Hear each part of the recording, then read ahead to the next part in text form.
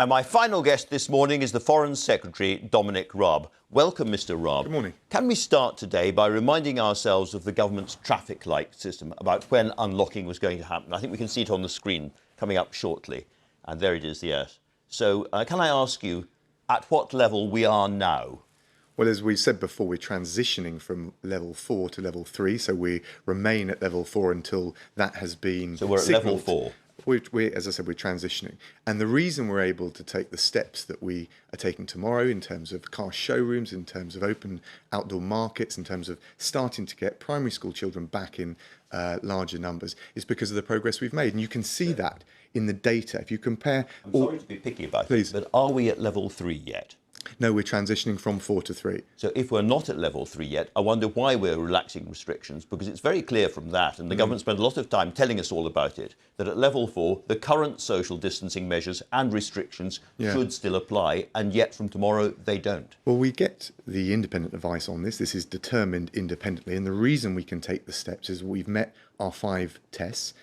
We have made progress. If you look at the Friday data compared to the previous week, the number of new cases is down by over 800 week on week. The number of COVID-19 patients in critical care is down by over 200. The number of deaths week on week from Friday is down by 27. So because we've made that progress steadily, slowly, surely, week in, week out, we can very gradually, very carefully take the steps that we're taking tomorrow in the way I've described.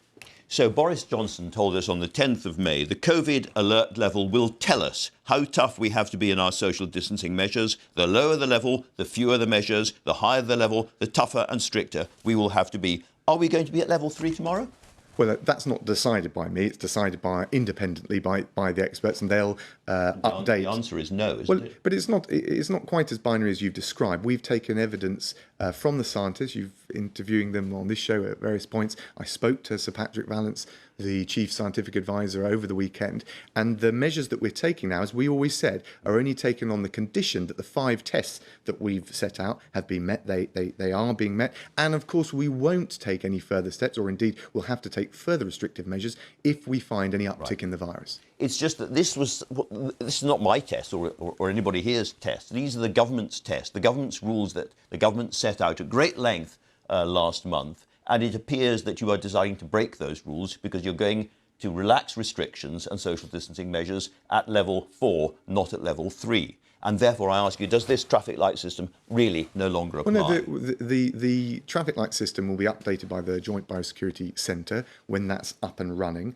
But we get the advice from the experts on this. And as I said, we're transitioning from level 4 to level 3. The reason that we can take the steps we're taking now is based on the cumulative advice that we've had from SAGE, from the medical community, and we would have taken more steps if we could have done, but we're taking very cautious steps in the way, actually, I think the previous guest on your show described, and actually the scientists do, I think, in general, think that you can take further steps, but you have to be cautious, which is why we have to be cautious, which is why the new rules and the guidance must be followed from tomorrow as it changes. And that's difficult because as you change the rules, you risk people being stuck in the old rules or going too fast. Yeah. So it is difficult. That's inherent in any transition. When I speak to foreign ministers around the world, they're all grappling with that challenge. Same problem. Peter Openshaw, who was on the show just a moment ago, he said there was near unanimity among scientists that there was a real risk in unlocking in England now.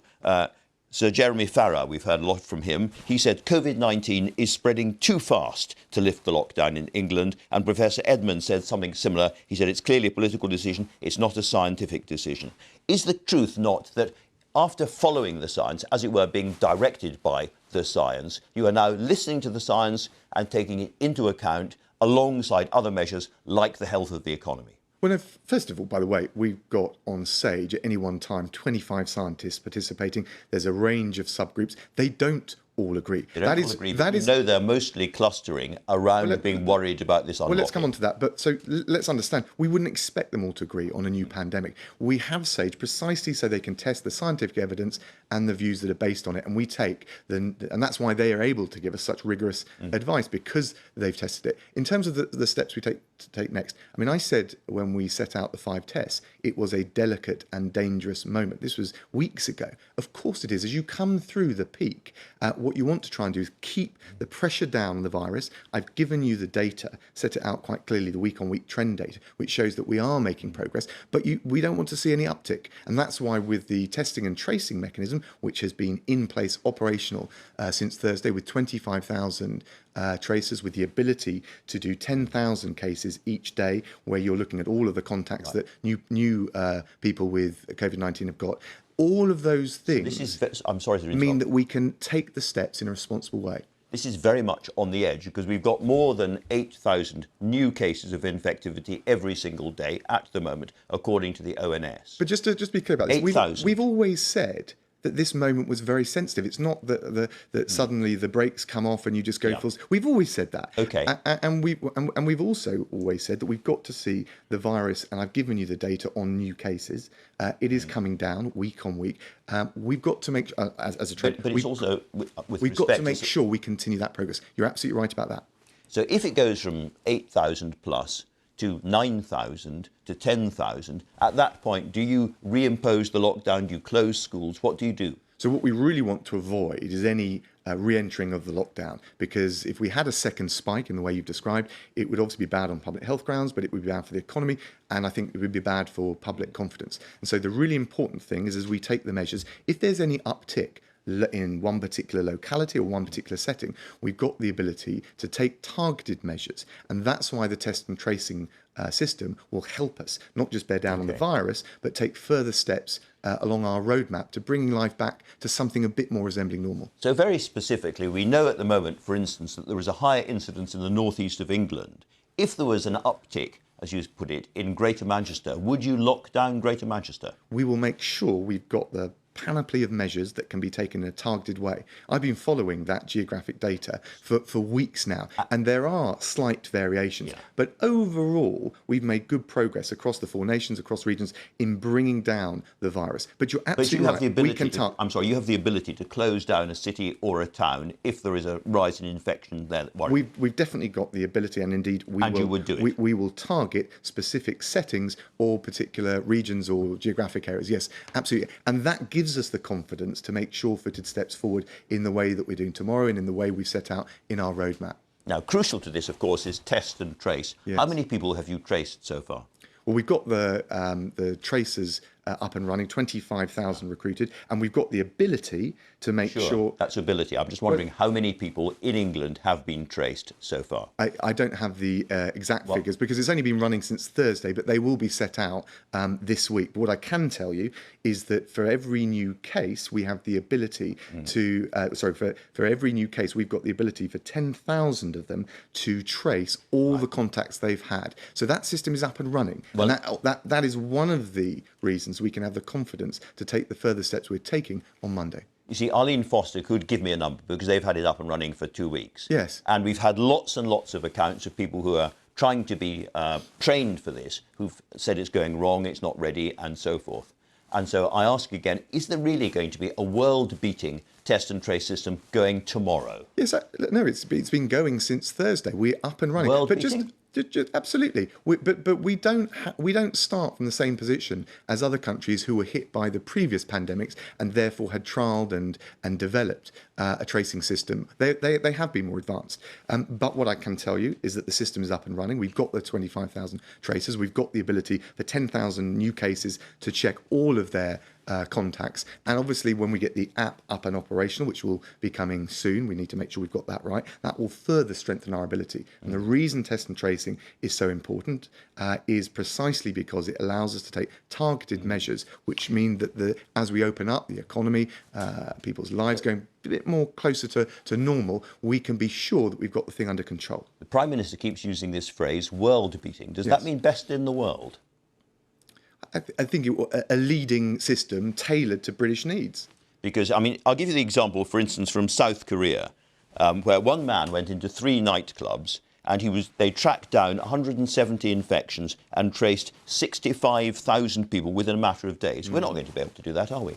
Look, we're going to have a system that works for the UK. That if you look across the world from South Korea to Germany, all the different countries, they've all done it in slightly different ways. The advantage that we've got, although I appreciate, as I've described, some of those were further ahead because of previous pandemics, is we can learn, and we've had an international comparison exercise going to look at the best features of all of those different systems. But we've got to do the right thing for the UK. I mean, some of these countries will be able to take measures that you just wouldn't be able to do, either legally or otherwise. But we're going to make sure that we've got the right mechanisms to take for the UK to make sure we bear down on the pandemic. And this depends, of course, on how people then behave. Under isolation rules, am I allowed to exercise my judgment?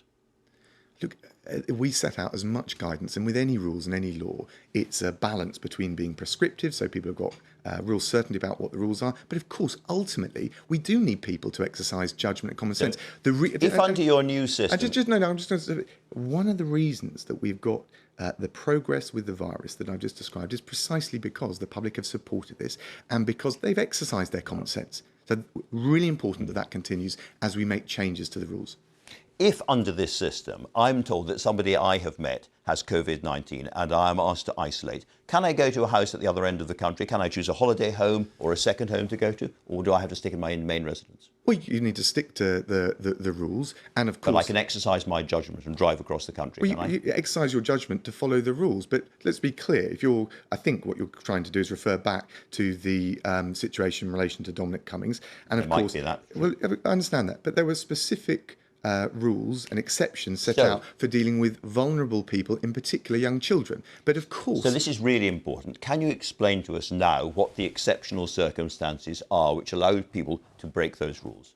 Well, no, we're saying, look, the guidance has all been published and set out. Of course, if there's a question of particularly vulnerable people, then those need to be followed, the exceptions. But overall, what we're being clear about with the tracing, which is I think what you're referring to, is in the same way as you have 14 days stay at home if you get the virus, if you've been in contact with someone who has got the virus, we need that 14 days isolation. And the reason that you need it is so that we can lift these wider measures. So that it may feel pretty hard, pretty tough on those that get that notification. We understand that. But what it allows us to do is the question is how much wriggle room there is. No, you've got to follow the guidance. Well, let me read. I'm sorry, this is important. Let me read you something. A guy called Ben from Sheffield who spoke to BBC 5 Live on Wednesday. He said, "We're a family of 4. We've got 2 young children. My wife and I started to develop symptoms at the end of March. We were quite worried because we don't have any family near us. We went on to NHS 111 and we were told very explicitly, under no circumstances should you leave your home. We asked about the children. We asked, can we move closer to the family or can we get the family to come to us? And they said, absolutely, do not relocate, do not go near your family." Were they given the wrong advice? Well, I don't know all the circumstances of the case, and I'm confident that the NHS advice they've been given is very carefully given. All I'm just saying to you is that there are exceptions, not just on dealing with vulnerable people, including children. And what people do is need to very carefully follow the guidance as we come out of lockdown. And the reason being is that the targeted measures, which, it may feel, well, I inadvertently came into contact with someone, I've got to isolate for 14 days. That feels a bit harsh, but that's what allows us to take these broader measures to allow the economy to get up and running, to allow primary schools to start returning, to allow life to get back to something resembling normal. What the advantage we've got is that these measures will be targeted, and as a result, we can lift more broadly some of the more intensive restrictions. And I think that's good for public health. I think it's good for the economy, and I think it's good for the public as a whole in terms of public confidence. Let me ask you about Hong Kong. 350,000 people there have British passports, dual nationality passports, and you have said that they can come here after this draconian new law that Beijing is introducing there. Now, there's another 3 million people who would be able to apply for British visas or British passports because of when they were born. Are you absolutely clear that those people can get British passports and will get British passports if they apply? Well, just to start, it's not quite true to say that they're dual nationals. We, as part of the handover and the package of measures that were put together with the joint declaration back in 1984, we agreed this B&O passport holder status. It means that residents of Hong Kong who have that passport can come to the UK subject to a restriction of 6 months. And what we're saying now is if China follows through with this national security legislation, which very clearly violates not just the autonomy that is guaranteed under Chinese law and that the Chinese agreed under the joint declaration as a matter of international law to uphold, it undermines the freedoms that we're also protected in the same way. If it follows through on this legislation, we will give those people who hold B&O passports the right to come to the UK. We'll lift that 6-month restriction. We'll allow them to come to the UK to live, to apply, to study and work for extendable 12-month periods, and that will provide a path to citizenship. In terms of the numbers, it's very, look, you're absolutely right. The figures you just set out are right, but our assessment, we looked at this very carefully. You're not going to get all of those people. A fraction of them would actually come to the UK. But we have got, I'm the child of a refugee. We've got people around the cabinet table with similar stories. Our Home Secretary's family came over at the time of Idi Amin expelling the Indians from Uganda. We are not going to turn a blind eye. We're not going to look away for our responsibilities to the people of Hong Kong. 28,000 people came from Uganda. We are talking possibly of several hundred thousand at the very least, and possibly more coming from Hong Kong. I'm just absolutely clear that you are prepared for that to happen if that's necessary. Yeah, it's very unlikely you'd get those figures. I mean, you're absolutely right. We don't know. You don't know, but you can be reasonably. You can test the assumptions based on the fact that a large number would probably want to stay. That others may go to countries in the region. But frankly, this is a point of principle, and we have a duty to the people of Hong Kong. And as I said, we will not just look the other way.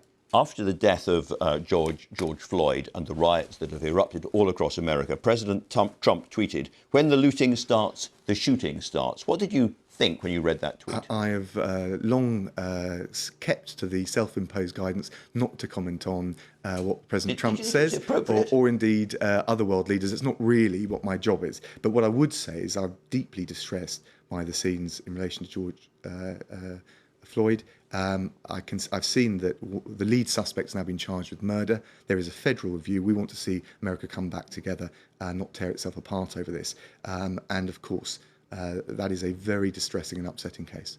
Dominic Raab, thanks very much indeed for talking to us today. That's all.